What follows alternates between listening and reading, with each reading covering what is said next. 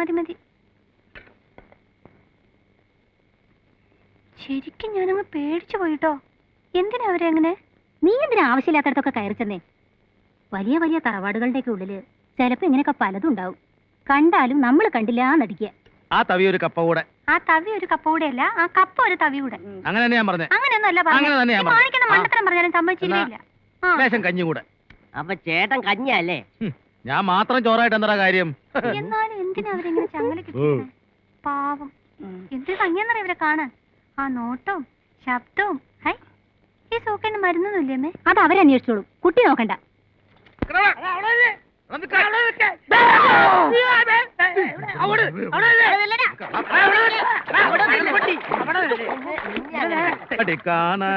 കരിങ്കൂയിലേ കച്ചേരി വെക്കപ്പോറേ.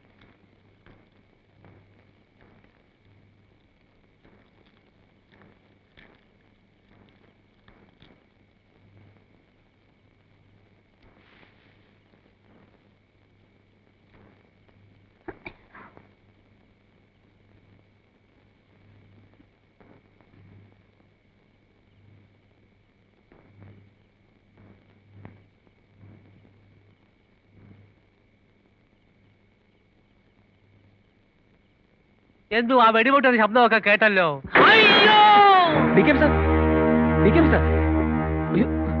സർ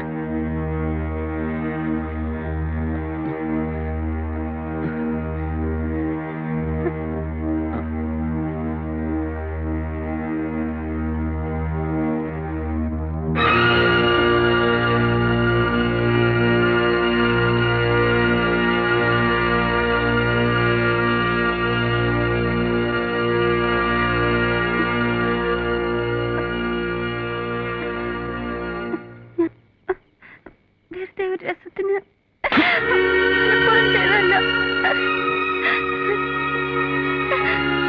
ജയദേവാ, ഓള് കുട്ടിയല്ലേ, സാരമില്ല. ഞാൻ മാപ്പി വയ്ക്കുന്നു.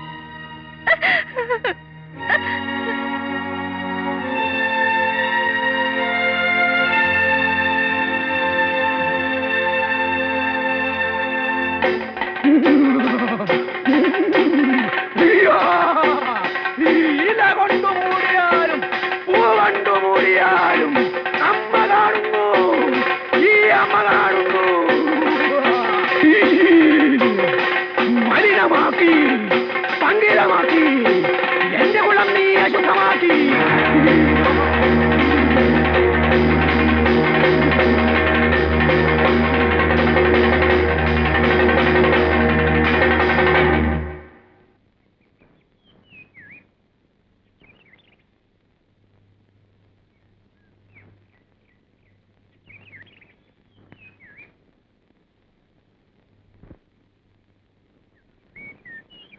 ഹലോ,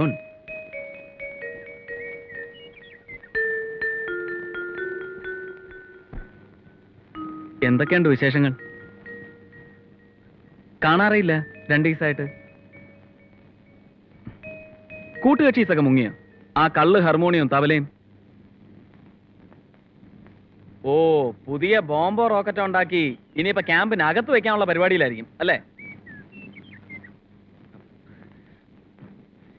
എത്രയോ നേരമായി ഞാൻ മാത്രം സംസാരിക്കുന്നു, താനൊന്നും മിണ്ടുന്നുമില്ല. അത്രയ്ക്ക് വലിയ തെറ്റൊന്നും ഞാൻ ചെയ്തിട്ടില്ലെന്നാണ് എന്റെ വിശ്വാസം. ഞാൻ തെറ്റ് ചെയ്തു, തെറ്റ് സമ്മതിച്ചു, ശിക്ഷയും കിട്ടി. ഇനി എന്നെ വിട്ടൂടെ ദയവായിട്ട്? ഞാനും ചെയ്തത് തെറ്റാ, ശിക്ഷ വാങ്ങാൻ തയ്യാറുമാണ്. പക്ഷേ എത്ര ദിവസം കുട്ടിക്ക് എന്നെ ഒഴിഞ്ഞു മാറാൻ കഴിയും? എനിക്കറിയാം, എത്രയൊക്കെ വിളിക്കാൻ ശ്രമിച്ചാലും തനിക്കെന്നെ കാണാതിരിക്കാൻ കഴിയില്ല. എനിക്ക് തന്നെ.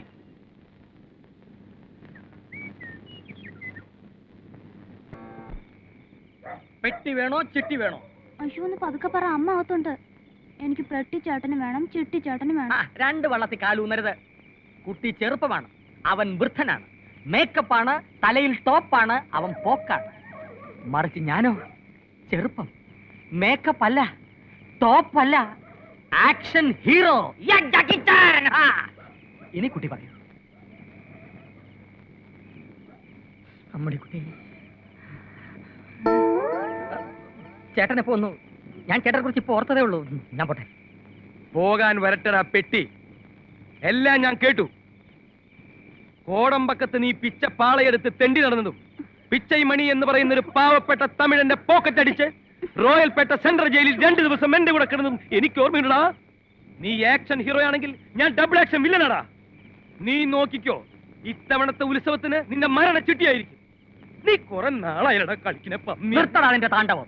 വാക്കുകൾ കൊണ്ട് അമ്മാനമാടാൻ വന്നവനല്ല ഞാൻ. ഇത്തരം ചീപ്പ് ആർട്ടിസ്റ്റോട് സംസാരിക്കുന്നത് എനിക്കിഷ്ടമല്ല. തൽക്കാലം ചിട്ടി പ്രേമിച്ചോട്ടെ. വെട്ടിക്ക് ധൃതിയില്ല. പോയി വരട്ടെ കുട്ടി. നിൽക്കാനാ പറഞ്ഞത്. നീ ഓടാ അവിടുന്ന് വെട്ടിപ്പെട്ടി. എന്തു ചെയ്തും കാരണവന്മാർ യോജിക്കണേ എന്നാണ് എന്റെ പ്രാർത്ഥന. കുറച്ചൊരു സ്വാർത്ഥതയുണ്ട്, പ്രാർത്ഥനയുടെ പില്ലെന്ന് കൂട്ടിക്കോളൂ. അറിയാം, ഉത്സവരാത്രിയിൽ കഥ പറഞ്ഞ് തിരിച്ചു പോകാൻ വന്ന ഒരാൾ മാത്രമല്ല ഞാൻ. തറവാടുകളുടെ വഴക്കിന് വെറും സ്വത്തുതർക്കം മാത്രമാണോ കാരണം? വെറുതെ ആലോചിച്ചു പോവാണ്. തലമുറകളുടെ ഓർമ്മകളുമായി പൂട്ടിക്കിടക്കുന്ന വലിയൊരു തറവാട്. അകത്തളത്തിനും അപ്പുറത്തു നിന്ന് എപ്പോഴൊക്കെയോ ഒരു ചങ്ങലക്കിലുക്കം. 20 വർഷമായിട്ടും ആരും തൊടാതെ കിടക്കുന്ന ക്ഷേത്രക്കുളം. എവിടൊക്കെയോ എന്തൊക്കെയോ ദുരൂഹത. എന്ന് വെച്ചാൽ ഈ ഒരു കാര്യത്തില് വടക്കുംപുറവും തെക്കുംപുറവും തമ്മിലൊരു വ്യത്യാസമില്ല എന്ന്.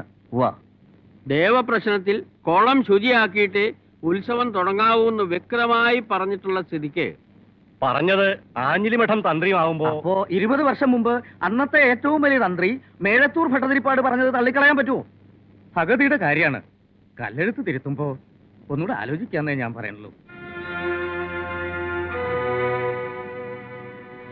പമ്പ് സെറ്റ് പാർട്ടി എത്തിയിട്ടുണ്ട്. കുളം വറ്റിക്കാൻ 5 ദിവസം വേണ്ടിവരുമെന്ന് അവര് പറയണേ. അതെയോ? തിരുമേനി ഒരു അഭിപ്രായം പറഞ്ഞില്ല. ഒക്കെ ഭംഗിയായി നിശ്ചയിച്ചിരിക്കല്ലേ. കാരണവന്മാരുടെയും ജയദേവന്റെ അഭിപ്രായം അതാച്ച. പിന്നെ ആർക്കാ എനിക്കാ എതിർപ്പ്? ഇതായിപ്പോ നന്നായേ. റിസീവറുമായി ആലോചിച്ചു. എല്ലാ കാര്യങ്ങളും ഇരു കൂട്ടരും യോജിച്ചാണ് ചെയ്യുന്നതെന്നുള്ളതിന് തെളിവ് വേണമല്ലോ. രണ്ടാളും ഇതിലൊന്ന് ഒപ്പിട്ടാൽ.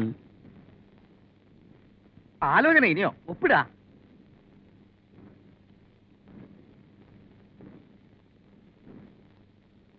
കുട്ടി സത്യമുള്ള കുള ചരിത്ര. നിങ്ങൾ പുതിയ തലമുറയ്ക്ക് ചിലപ്പോ ആലോചിച്ച് കഴിഞ്ഞതാണ് വേണ്ടത്ര. ഏത് കർമ്മവും ഉചിതമാണ്. ആത്മാവിന്റെ ജാഗ്രത പിറകിലുണ്ട്.